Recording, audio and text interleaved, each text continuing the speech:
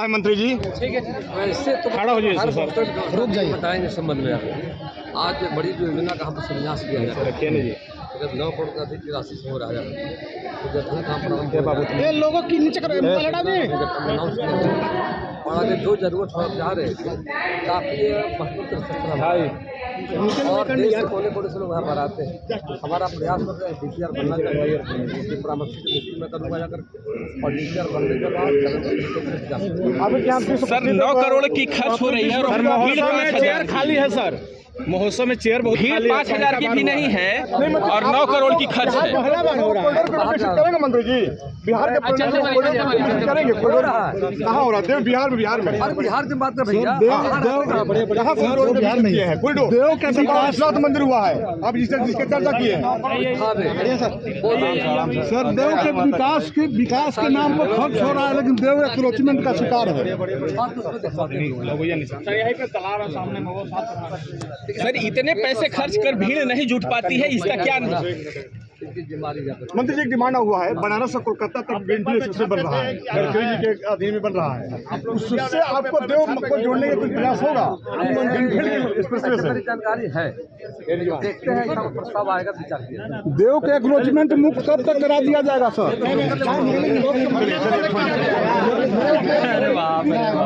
हम सबों का लंबे समय से और क्षेत्र संबंध रहा है अनेक बार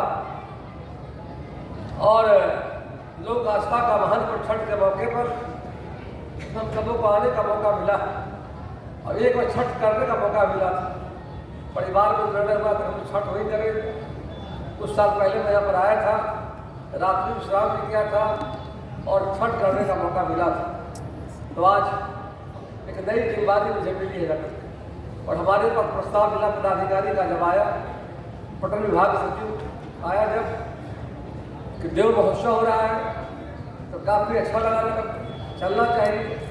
हमने सारे कार्यक्रमों को स्थगित किया है और हमें दिन में जाना था दिल्ली, तो स्थगित हम करके रात्रि का फ्लाइट का व्यवस्था किया, भाई रात में जाएगा। तो आज यहाँ पर आकर काफ़ी खुशी हो रही है और औरंगाबाद जिले के देव की पावन धरती पर अवस्थित भगवान सूर्य का भव्य मंदिर धार्मिक पौराणिक एवं ऐतिहासिक दृष्टि से अत्यंत महत्वपूर्ण है।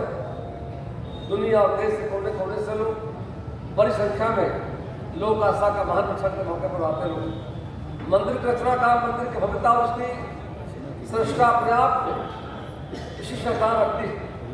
इतिहासकारों के अनुसार इस मंदिर का निर्माण 6वीं से 8वीं सदी के बीच हुआ है। मंदिर की शिल्पकला नगर निर्णय और बेशर शैलियों के विशिष्ट रूप अनुपम जो मनमोहक के प्रदेश पर गर्भगृह भगवान ब्रह्मा विष्णु और महेश के रूप में भगवान शुद्ध अवस्थित। मंदिर का मुख्य द्वार जो है पश्चिम मुखी होना भी देव मंदिर की बहुत बड़ी विशेषता है।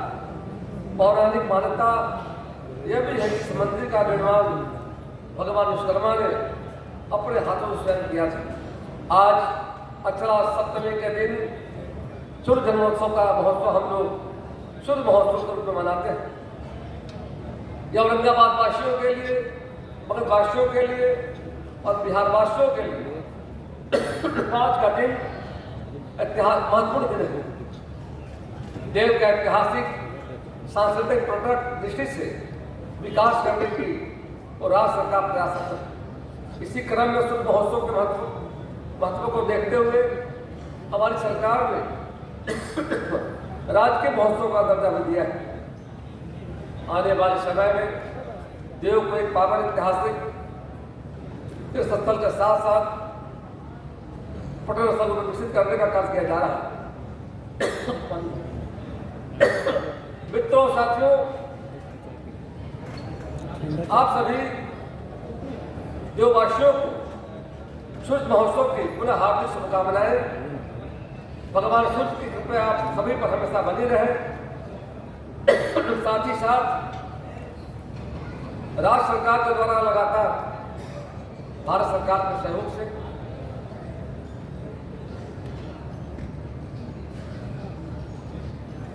अपने माननीय मुख्यमंत्री नीतीश कुमार जी के नेतृत्व में हमारी सरकार के द्वारा लगातार पटल सतह बेहतर काम किए जा रहे हैं। तो देश के माननीय प्रधानमंत्री भाई मोदी जी के द्वारा स्थलों को विकास को लेकर आप देख रहे होंगे, काशी विश्वनाथ कॉरिडोर, उज्जैन महाकाल कॉरिडोर, बद्रीनाथ, केदारनाथ कितना बदल गया है। हमारी सरकार की प्राथमिकता है। माननीय सांसद जी ने, माननीय विधायक जी ने कई बातों पर चर्चा की, इनके बातों को सहमति जताते हैं।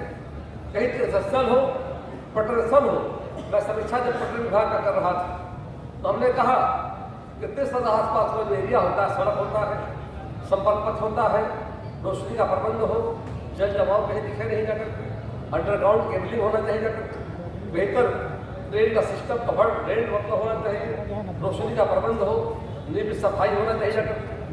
ये सारी बातों की चर्चा हमने भी बैठक में की जाकर कि बिहार में कई स्थान हैं जहाँ बड़ी संख्या में विभिन्न धर्मावलंबियों के लोग आ रहे हैं।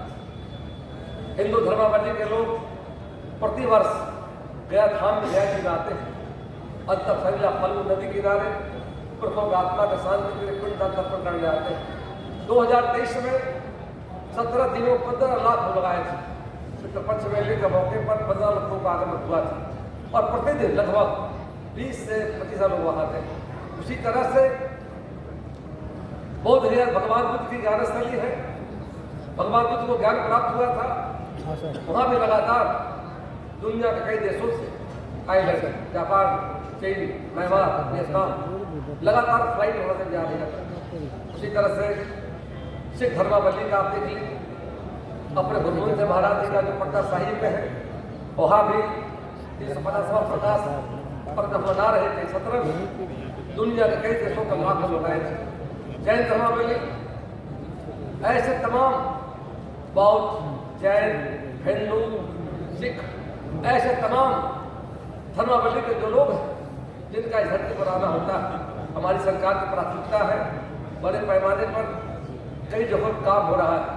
राजधानी पटना हो, गोपालगंज का माँ थावे मंदिर हो, गया का बुद्ध गया हो, गया बाबा विष्णु का मंदिर हो, देव मंदिर में भी जैसे आप सबों को जानकारी है, यहाँ पर भी हमारी सरकार के द्वारा और यहाँ पर आज जो हम लोगों ने शिलान्यास किया वो लगभग 9 करोड़ 53 लाख की राशि से औरंगाबाद जिला अंतर्गत एक देवस्थल मंदिर का विकास और सौंदर्यीकरण कराया जाएगा।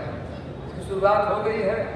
इस योजना के अंतर्गत बहुउद्देशीय भवन, दबाव कैंपस ग्रेनाइट और सैंड स्टोन फ्लोरिंग, तालाब घाट पर ग्रेनाइट, सैंड स्टोन फ्लोरिंग, घाट का विकास, तालाब पानी ग्रिल विभाजन, साइनेज, मौजूद पानी का टंकी का सांद्रण, सोलर लाइट, वाच टावर और with drinking water, thematic gate इत्यादि पर काम होने जा रहा है। इसके अलावा कई बातों पर चर्चा माननीय सांसद माननीय विधायक ने किया है। हमारे भाई ललन जी ने यहाँ चर्चा किया है नगर परिषद के जो अध्यक्ष हैं नगर के, उन्होंने कई बातों पर चर्चा हमसे की है नगर के, अपने पिंटू कुमार साहिल जी और साथियों ने नगर निश्चित तौर पर चाहेंगे कि आने वाले समय में एक और यह काम सेंक्शन हो गया और निविदा की प्रक्रिया में नगर के औरंगाबाद जिला अंतर्गत जो हमें केवल प्रकाश ही नहीं देते, केवल ऊर्जा ही नहीं देते, बल्कि इन्हीं की कृपा से सारे लोगों का खेती बाड़ी, फसल का उत्पादन, भोजन, सब कुछ भगवान सूर्य की कृपा से ही उपलब्ध होता है। और हम लोग इस बात के लिए सौभाग्यशाली हैं कि हम उस जिले में बसते हैं, उस जगह निवास करते हैं जहां हजारों हजार साल पुरानी साक्षात देव आदित्य का एक भव्य मंदिर है। मंदिर तो भगवान सूर्य का उड़ीसा के कोणार्क में भी है, लेकिन वहां पूजा पाठ नहीं होता। उसे सुरक्षित करके रखा गया है हेरिटेज के रूप में, एक धरोहर के रूप में। उस मंदिर के स्ट्रक्चर को बचा कर रखा गया यादगार के लिए। लेकिन हम लोगों का जो देव का सूर्य मंदिर है वो पूरे उत्तर बिहार में, पूरे उत्तर भारत में अपने आप में अनूठा है, अनोखा है। और यहाँ रोज लोगों का रुझान होना चाहिए कि हमारे जनप्रतिनिधि आ रहे हैं, खासकर जो प्रभारी मंत्री हों चाहे पर्यटन मंत्री हों, वो जब आ रहे हैं तो उनको सुनने के लिए लोगों को स्वतः आना चाहिए।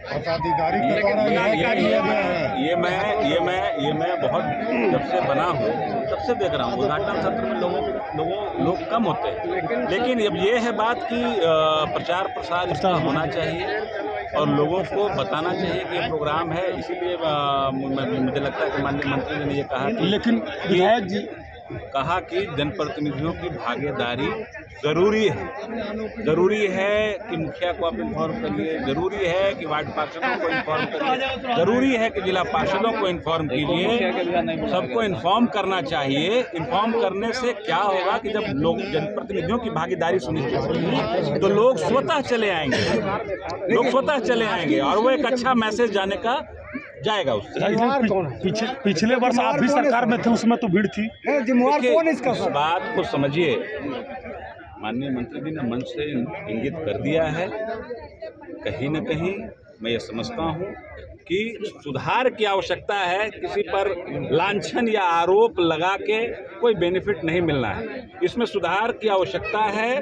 पदाधिकारियों को ये समझना चाहिए कि लोकल जनप्रतिनिधियों को साथ साथ देव क्षेत्र के जनप्रतिनिधियों को इसमें सहभागिता उनका सुनिश्चित कराएं।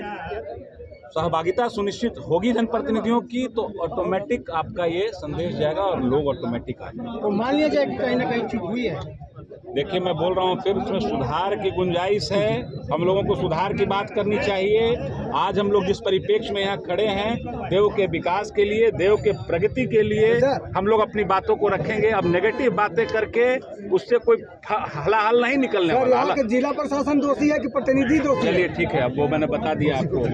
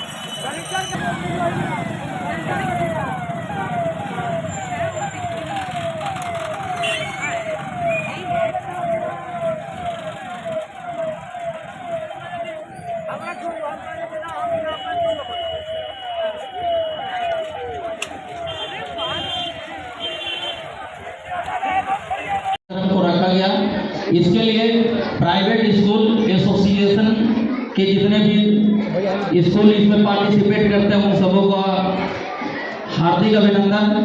और इस तरीके से कार्यक्रम हमेशा रखा जाए ताकि बच्चों का मनोबल जो है वो ऊपर रखा जाए। बहुत देरी से भाषण चल रहा था, लोग बोल रहे थे, लेकिन बच्चों के दिमाग से वो क्रॉस कर रहे थे और समय के अभाव में ज़्यादा तो नहीं कुछ बोल पाएंगे, लेकिन बस एक छोटी सी गुजारिश होगी सभी शिक्षक महोदय से कि जो कॉन्फिडेंस आज आपने इन बच्चों में डाला है वो कॉन्फिडेंस निरंतर इनमें डाला जाए ताकि ये आगे चलकर उज्जवल भविष्य की ओर अग्रसर रहें। और उस जगह पे जहाँ भी नगर पंचायत या व्यक्तिगत स्तर मेरी जरूरत पड़ेगी वहाँ पे मैं उपस्थित रहूँगा।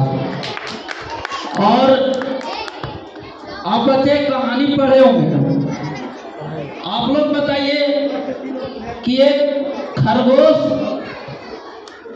और एक कछुए की रेस में कौन जीता था? इस सबको पता है कछुआ, क्योंकि खरगोश इसलिए नहीं जीता कि उसमें स्वाभिमान बढ़ गया था, आत्मविश्वास कछुए में था, स्वाभिमान जो है वो खरगोश में था, इस वजह से वो निश्चिंत होकर सो गया था। लेकिन आत्मविश्वास के साथ कछुआ निरंतर आगे बढ़ता है और अपने मुकाम पे अपना मुकाम पा लिया। इसीलिए ये प्रेरणा हम सबों को लेनी चाहिए कि निरंतर प्रयास करते रहना चाहिए, मंजिल खुद ब खुद मिल जाएगी।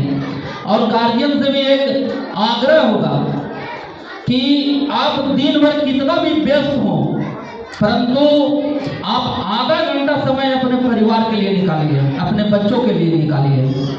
होता क्या है कि देखिए, स्कूल एक पाठशाला है, तो पाठशाला में सभी चीज़ों का नॉलेज दिया जाता है, लेकिन जो मूर्त आप बच्चों में जो आप समझते हैं कि हमारे बच्चे का उज्जवल भविष्य हो, तो उसमें जितनी दवाएं जितनी जरूरत स्कूल के सभी शिक्षक का है उससे ज़्यादा दायित्व आपकी है, इसलिए कि आपके बच्चे हैं, आपका भविष्य है। बच्चों में शिक्षा और संस्कार दोनों दिया जाना ये तो टीचर जी की देन है, लेकिन वो संस्कार और ऊपर जाए इसके लिए हम गार्जियनों की देन है।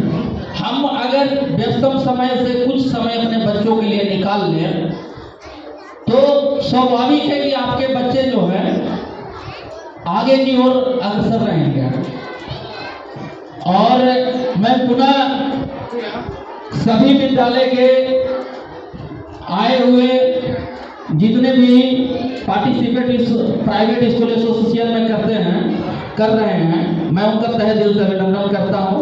और हमसे एक जो संबोधन शुरू में होना चाहिए वो हम लास्ट में कर रहे हैं।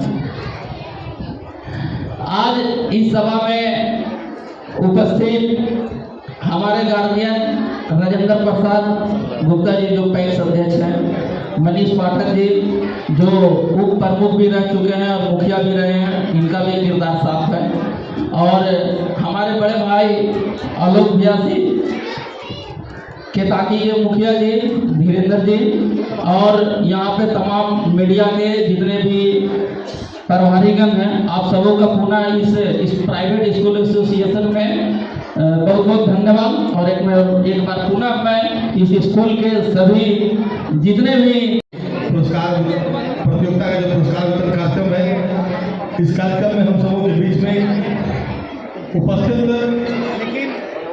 देव नगर पंचायत के सम्मानित अध्यक्ष पिंटू कुमार साहिब जी,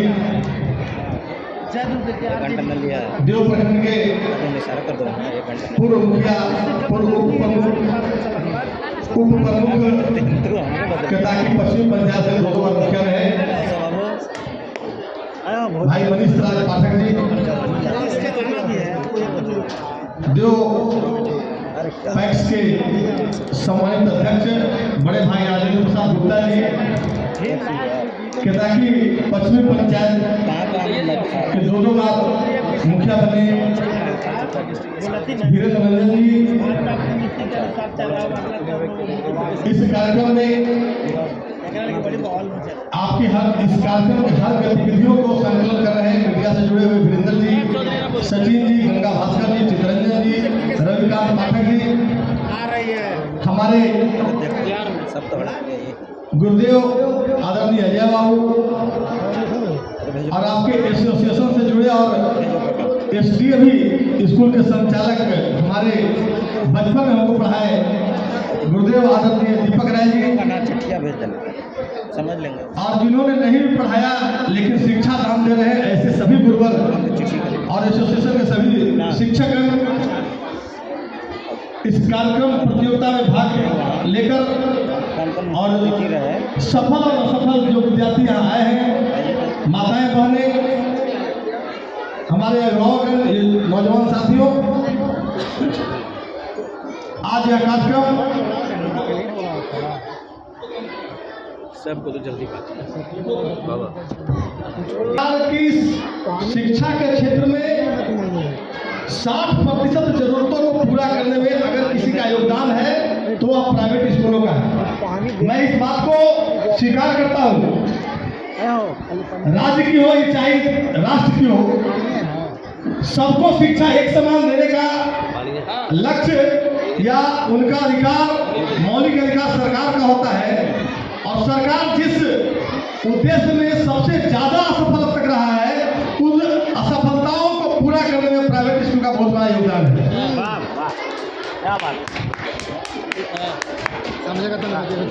हमें अच्छी शिक्षा मिले इसकी जवाबदेही समाज को ही है और समाज ही सरकार का निर्माण करती है।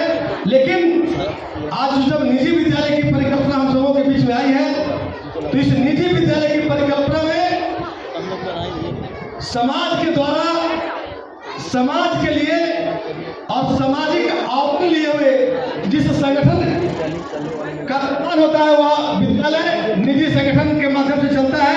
वैसे संगठन के माध्यम से यह प्रतियोगिता आयोजित हुआ। अभी कई बच्चों को पुरस्कार दिया गया। शिक्षा हमें स्वावलंबन की ओर ले जाता है, शिक्षा हमें संस्कार की प्रेरणा देता है और शिक्षा हमें समाज में दर्पण का काम करता है। आज हम अच्छे शिक्षा प्राप्त करके अगर आगे बढ़ते हैं तो हमारे कारण हमारा परिवार गौरवान्वित होता है और हमारे कारण हमारा समाज गौरवान्वित होता है। और जिस क्षेत्र से हम उस क्षेत्र का प्रतिनिधित्व करते हैं वह क्षेत्र का एक एक लोग उस क्षेत्र का को गौरवान्वित होते हैं। हम सब देखते हैं आज दिन जब देखते हैं कि कोई बीपीएससी परीक्षा में बेहतर आता है तो पूरा गांव, पूरा क्षेत्र, पूरा प्रखंड, पूरा जिला अपने आप को गौरवान्वित होता है। अपने बीच में अभी दिलीप जी बता रहे थे पावर लिफ्टिंग के क्षेत्र में गौरव कुमार ने अच्छा काम करके और पूरे जिला को गौरवान्वित किया है। तो हम चाहे शिक्षा के माध्यम से चाहे जिस क्षेत्र में जाए, पढ़कर अगर नौकरी पाते हैं तो वहां भी चारित्रिक बल हमारे साथ बना रहे। अगर हम पढ़ के खेल की दुनिया में आगे बढ़ते हैं तो वहां भी हमारे साथ चारित्रिक बल बना रहे। अगर हम पढ़ के राजनीति के क्षेत्र में जाते हैं तो वहां भी मेरा चारित्रिक बल, हमारा नैतिक बल इतना मजबूत रहे कि लोग उसका गुणगान करें। अभी इसी मंच से धीरेन्द्र जी पूर्व प्रमुख मनीष राज पाठक जी का गौरवगान कर रहे थे।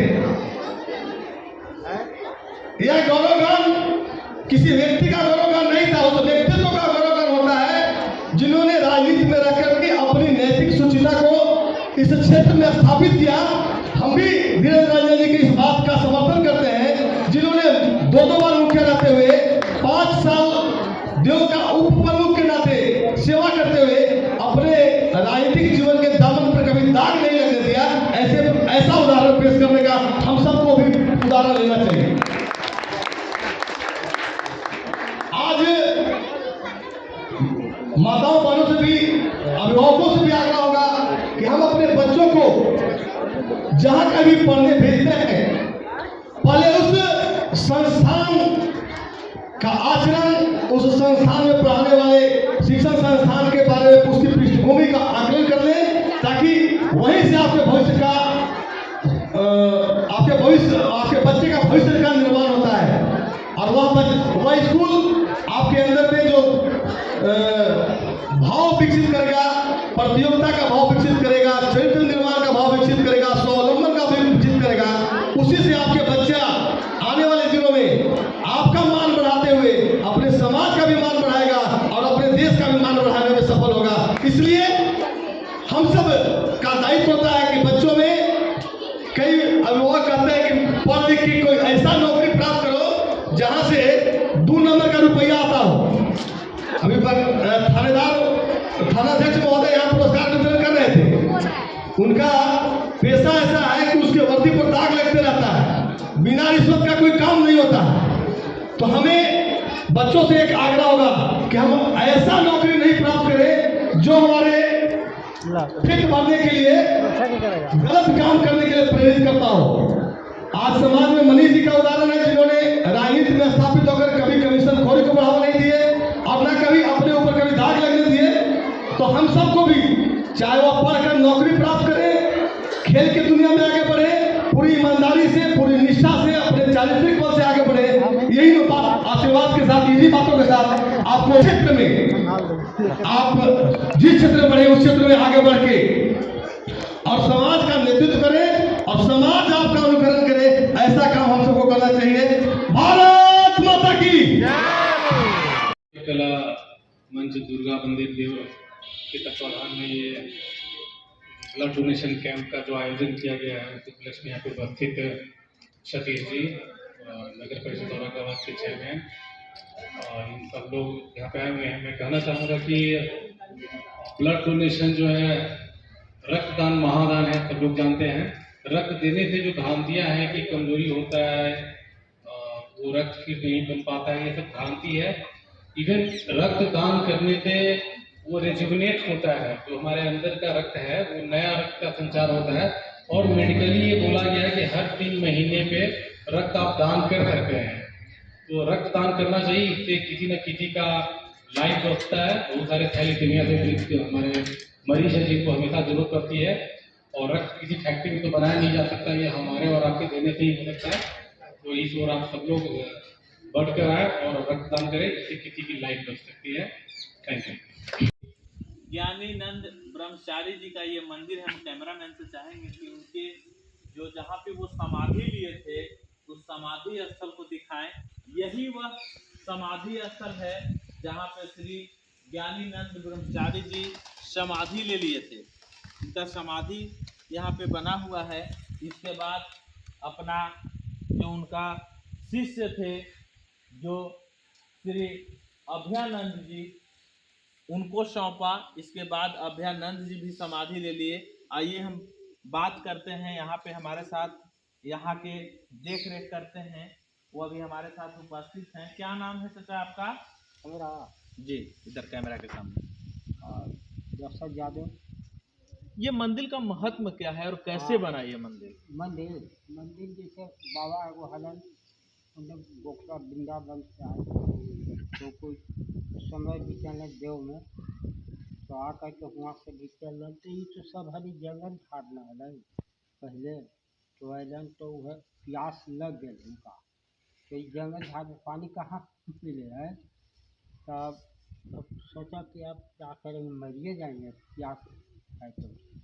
तो चूटा रखा है चूटा, तो वह मारलन वही जे उसको सदर न हल तब जमीन मारल, तो पानी में भभा बीजे लगा। तब फिर तालाब कटवेलन, तालाब कटवा के बना के तब सब ये सब मंदिर उंदिर सब बनवेलन। यहाँ सुनते हैं कि मेला भी लगता है। हाँ, मेला लगा है कार्तिक में। अच्छा। हाँ, पूर्णिमा के मेला लगा है। यहाँ पे सुनते हैं कि बाझन कुंड है, उस कुंड में नहाने से जिसका संतान नहीं होता है उसको संतान भी हो जाता है। वो पोखरा जो है तालाब ना, पोखरा में नहा हाथी तो उनमें कपड़ा छोड़े पड़ेंगे, औरत के छोड़े पड़ेंगे, नहा के जो छोड़ दिलन। और फिर भगवान हुआ के इतवाए अपन हाथ जोड़ के लगाऊं, यही ताकि हो जाए। अच्छा, यहाँ के राजा के सुनते हैं कि आंख नहीं था, जैसे अंधे हो गए थे इनका शराब से। ये जो ब्रह्मचारी बाबा जो थे, जो समाधि लिए यहाँ के, उनके ही इसी से हुआ था कब सुनते हैं। क्या उसमें क्या सच्चाई था? वो तो हमें न है मालूम लोग है कहे कि का बाबू। हमारे नेता अभी अभी आए हैं बिहार फर्स्ट का विजन लेकर मोदी जी के साथ, नीतीश कुमार जी के साथ। वो व्यवस्थाएं बना रहे हैं। शिक्षा की व्यवस्था तो सुदृढ़ नहीं है, बिल्कुल नहीं है। कहीं पेपर लीक, कहीं कुछ लीक। छात्रों का भविष्य जो अधर में लटक जाता है, साल 1.5 साल का जो मेहनत किया हुआ है उस पर पानी फिर जाता है। सेटिंग वाले लोग निकल जाते हैं, जिनको कहीं टाका भेज जाता है, सेटिंग लग जाता है, वो निकल जाते हैं। और जो साल भर छात्र पढ़ के आते हैं उनका तो सब कुछ बुरा हाल हो जाता है। इसकी व्यवस्था की जा रही है। हमारे नेता इस पर बहुत मुखर है और आगे बढ़ चढ़कर काम कर रहे हैं। जैसा भी निर्देश आएगा हम लोग यहाँ जिले में करेंगे।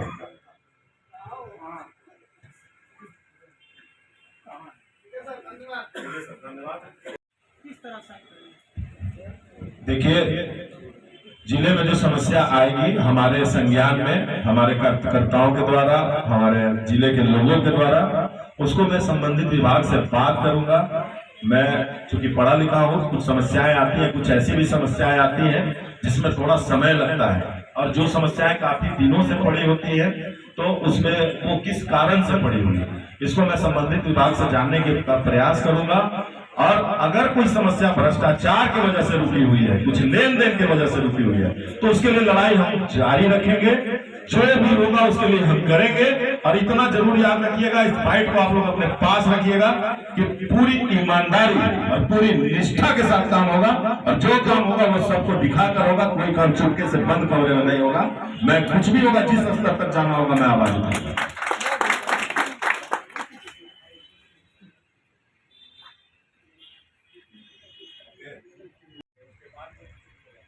बिल्कुल, आपसे मैं सहमत हूं। मैंने बोला था, मेरा बाइट अगर आप पिछली भी उठा के देखेंगे तो बहुत सारे नेता औरंगाबाद में ऐसे थे जो आवाज उठाए और बंद हो गए। और मैं भी औरंगाबाद में चूंकि रहता हूं, मुझे पता है कि क्यों आवाज बंद होती है और क्यों आवाज शुरू होती है। उस कारण को मैं बंद कर दूंगा कि जब क्यों आवाज शुरू होती है, उठती है, और क्यों आवाज बंद होती है, उस कारण को ही बंद करूंगा। आने में कुछ समय दीजिए, अभी हमको दिया गया है जिम्मेवारी। जल्दी से, कुछ जल्दबाजी में हम फैसला नहीं लेना चाहते हैं, लेकिन हम अपने आप लोगों के माध्यम से सब तक ये मैसेज पहुंचा देना चाहते हैं कि जो भी जिले में समस्या है उसको दूर कर लें। पूरी ईमानदारी के साथ लड़ूंगा, चाहे हमको उसके लिए कुछ भी कुर्बानी देनी पड़े, मैं उसके लिए लड़ाई लड़ूंगा और लड़ूंगा।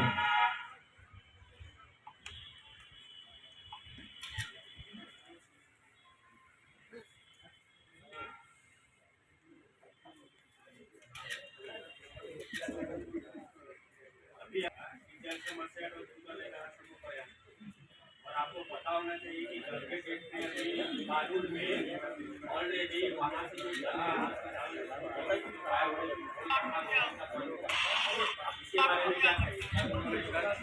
कुछ कारण हो सकता है बंद करने का। तुरंत में किसी चीज पर कोई रिएक्ट नहीं करना चाहिए। आगे प्रशासन लगी होगी, प्रशासन को पता होगा। मैं एक बार फिर पुनः गर्मी आ चुका है, इससे पहले मैं जिला प्रशासन को एक चिट्ठी दूंगा और इसके कारणों को जानने का पता करूंगा। हो सकता है कुछ टेक्निकल फॉल्ट रहा होगा, इस वजह से काम बंद किया होगा। काम तो शुरू किया है ना।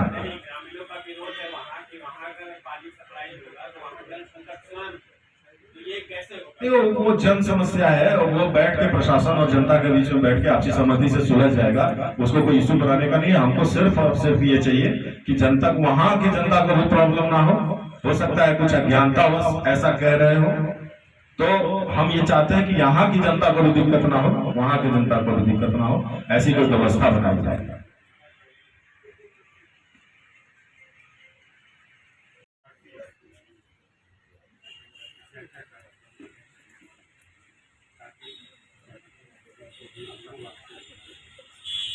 अभी जब मैं अध्यक्ष बनाया गया तो मैंने बहुत सारे विचार किए हैं। हम घर घर तक पहुंचेंगे। अभी हमारा एक कार्यक्रम जल्द ही शुरू होने जा रहा है, ठीक है।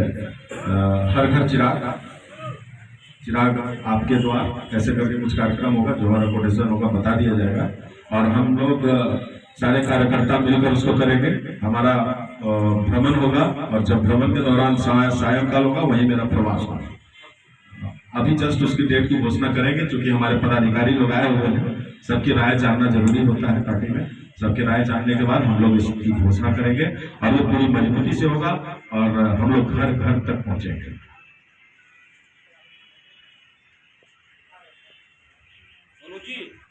औरंगाबाद संगठन में सब कुछ ठीक ठाक चल रहा है कि गुटबाजी हावी है? बिल्कुल, औरंगाबाद में गुटबाजी हावी नहीं है। औरंगाबाद में संगठन पूरी मजबूती से चल रही है और मैं स्पष्ट बोलने में बहुत विश्वास रखता हूं और स्पष्ट ही बोलूंगा। आगे भी आप लोग जान लीजिए, जो लोग अगर आप लोगों को गुमराह हो रहे हैं कि संगठन दो फाड़ में है, ऐसी कोई बात नहीं। मेरा कारवां चल चुका है, लोक जनशक्ति पार्टी का कारवां चल चुका है और वो चलता रहेगा। जिस तरह से पहले लोक जनशक्ति पार्टी चल रही थी उस तरह से नहीं चलेगी। कारवां मजबूत होगा और अच्छे अच्छे लोग भी जुड़ेंगे और जो हमारे नीचे तबके के लोग होंगे उनके साथ न्याय भी होगा, उनके साथ सारा काम भी करेंगे। किसी तरह का कोई कंप्रोमाइज नहीं होगा। दो फाड़ की बात आप लोग भूल जाइए। ये वही लोग होंगे दो फाड़ करने वाले जिनको कोई पार्टी में काम नहीं करना होगा। काम करने वाले सारे लोग यहाँ मौजूद आपको दिखेंगे और जिन्होंने भी पार्टी के साथ धोखा किया है वो आपके साथ नहीं दिखेंगे। दो फाड़ कहने की जरूरत नहीं। आप देख लीजिए हमारे साथ सारे प्रखंड अध्यक्ष, सारे जिला अध्यक्ष, कुछ प्रखंड अध्यक्ष ऐसे भी हैं जो उस वक्त जब संयोजक का मामला हुआ था तो कुछ बातें बोले गए थे, लेकिन आज किसी भी प्रखंड अध्यक्ष से आप पूछेंगे तो पूरी मजबूती के साथ कहेंगे कि हमारा अध्यक्ष भी अच्छा है, मेरे परिवार के जैसा है और हम लोग पूरी मजबूती के साथ एक साथ चल रहे हैं।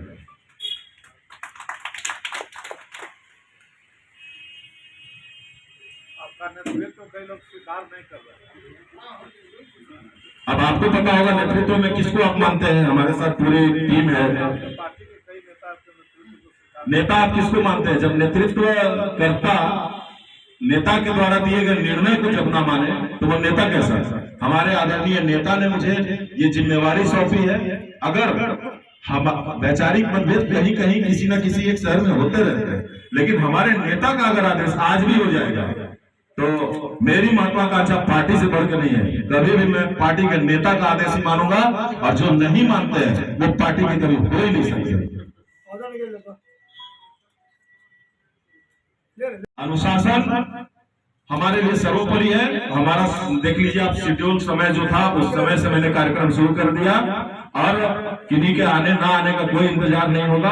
हमारे पार्टी के कार्यकर्ता इतने सिंसियर हैं जो आगे जो लोक जनशक्ति पार्टी रामविलास को आगे लेके जाना चाहते हैं वो बिल्कुल सिंसियर है और सारे लोग मौजूद हैं। चूंकि कार्यक्रम प्रेस वार्ता का था इसलिए सिर्फ पदाधिकारियों को ही सूचना दी गई थी और सिर्फ पदाधिकारी ही यहाँ उपस्थित है। अगर कार्यकर्ताओं को सूचना दिया जाता तो ये हुजूम पूरा भरा रहता। अब हमारे लोक जनशक्ति पार्टी के कार्यकर्ता बहुत सिंसियर हैं लोक जनशक्ति पार्टी रामविलास को आगे ले जाने के लिए।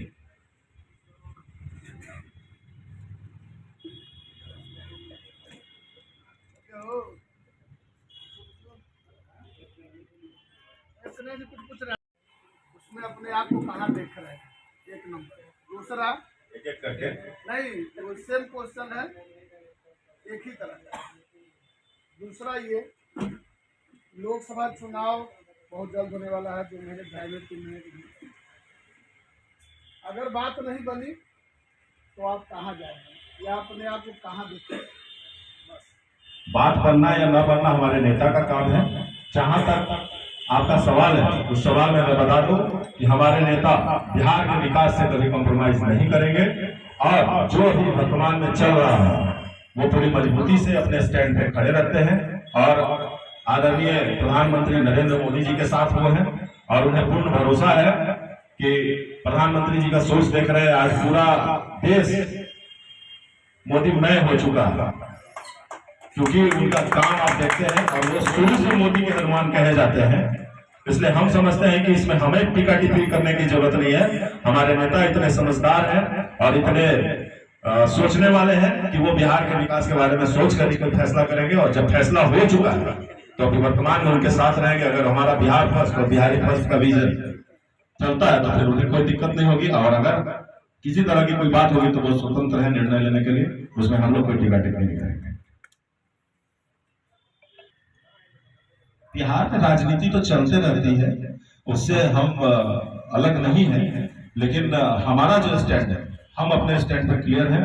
हमें अपने स्टैंड में अगर आगे रास्ता मिलता है तो फिर हम क्यों नहीं साथ जाएंगे। और अगर जहाँ प्रॉब्लम होगी तो वहाँ हमारे नेता खुद, आप उनका एक एक बाइट सुनते रहते हैं, वो तो सब चीज स्पष्ट रूप से बोलते हैं, वो कुछ छुपा कर रखने वाले हैं नहीं, और वो कोई कंप्रोमाइज नहीं करने जा रहे हैं। जहाँ अगर बिहार के विकास और बिहार में जो व्यवस्थाएं हैं उससे कोई समझौता करेगा तो किसी तरह का समझौता करने के लिए तैयार नहीं रहेंगे। जो हमारे सीटों का दावा है वो हमारे नेता कर चुके हैं, दिल्ली में बैठे हुए हैं, और जो होगा जल्द ही आप लोगों को बता दिया जाएगा।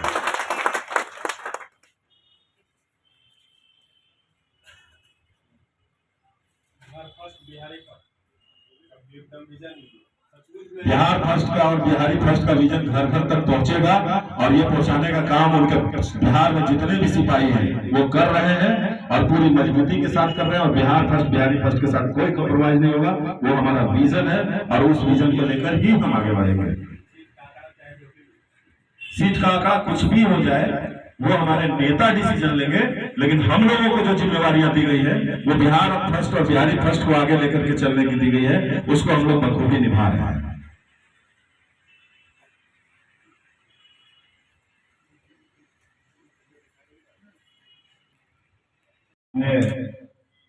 अपने कार्यों को जो हमारे प्रदेश के द्वारा बताया गया था, जिस तरह से हमें निर्देश दिया गया था, पूरी ईमानदारी और निष्ठा से हमने काम किया, और पार्टी ने विश्वास जताते हुए मेरे कार्यों को देखते हुए मैं जिस तरह से कार्यक्रम किया, ये मैं नहीं कह सकता, ये हमारे पार्टी के प्रदेश पदाधिकारियों ने मुझे बताया। मेरे जिले के जितने हमारे प्रखंड अध्यक्ष हैं, जिला अध्यक्ष हैं, सभी प्रकोष्ठ के, उन्होंने मुझे बताया।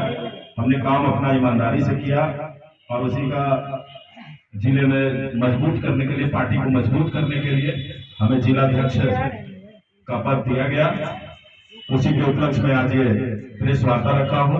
मेरा मुख्य उद्देश्य यही होगा कि पार्टी को हम कैसे मजबूत करें, बूथ स्तर तक किस तरह से पार्टी को पहुंचाएं, पार्टी का बूथ पर हमारा एक एक कार्यकर्ता खड़ा हो हर बूथ पे। दूसरा चीज, हमारे जो नेता की लड़ाई है, हमारे नेता की लड़ाई है बिहार में शिक्षा की लड़ाई है, शिक्षा की व्यवस्था सुधरे। हमारे नेता की लड़ाई है बिहार में स्वास्थ्य की शिक्षा सुधरे, पलायन रुके, और जो अंतिम पंक्ति के लोग उनको हम कैसे लाभ पहुंचाए, सुविधा पहुंचाए, बिहार के विकास में कैसे हमारे लोक जनशक्ति पार्टी के सभी कार्यकर्ता आगे आए, उनसे कदम मिलाए।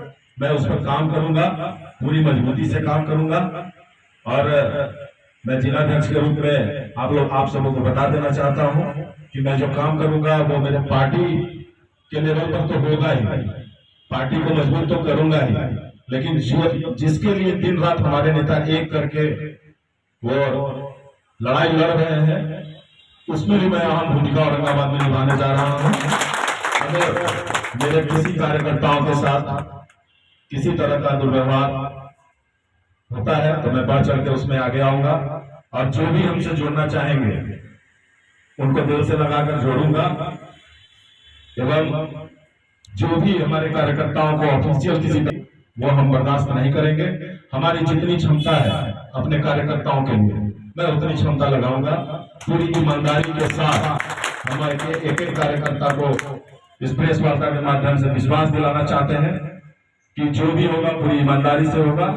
हमें जितनी हमारे अंदर क्षमता होगा उन क्षमता का उपयोग मैं सिर्फ और सिर्फ समाज कल्याण के लिए करूंगा, और जहां भी हमें लगेगा कि कुछ गलतियां हो रही हैं जिसमें हमें आगे आके मुखर होकर कुछ बोलना चाहिए, मैं आगे आके आवाज भी उठाऊंगा, और मैं अपने नेता के विश्वास को हमेशा बना के रखूंगा कि वो हमें हमेशा हम पर विश्वास करते रहे। जिस तरह से उन्होंने विश्वास जताया है वो आगे भी हमारे हम पर इसी तरह विश्वास जताए। सभी प्रदेश पदाधिकारियों को भी मैं अपनी ओर से धन्यवाद देता हूँ, सभी औरंगाबाद जिले के पदाधिकारियों को भी धन्यवाद देता हूँ, सभी आए हुए कार्यकर्ताओं को भी मैं धन्यवाद देता हूँ। आप से मैं सिर्फ एक ही आग्रह करूंगा, आप हम पे पूर्ण विश्वास करें। जहां भी जिस स्थिति में आपको कहीं मुसीबतें आती है तो हम अपनी जितनी क्षमता है पूरा प्रयास करेंगे कि हम उसमें आपका कितना सहायता कर सके। बस यही, आगे कोई आप लोगों का सवाल हो।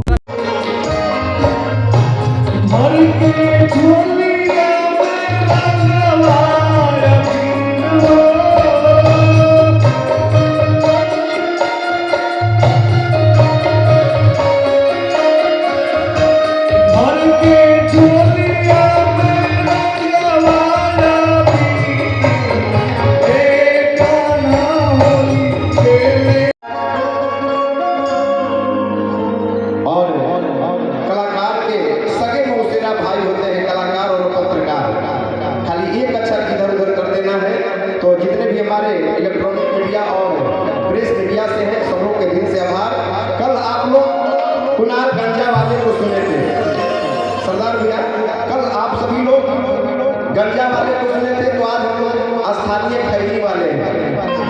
एक बार खैनी वाले के लिए आप सब जोरदार ताली बजाइए। देखिए आपके औरंगाबाद में भगवान सूर्य नारायण के कृपा से कितना ताकत है। आज एक खैनी वाला को सुनिए आप सब, चाहे टिप्पू टाइगर हो, राजा मंडल जी हो, निरंजन विद्यार्थी जी हो, एक अलग पहचान दिखाएंगे आपको। आया है सो जाएगा,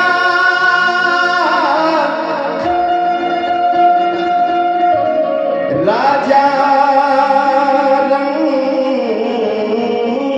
फकीर,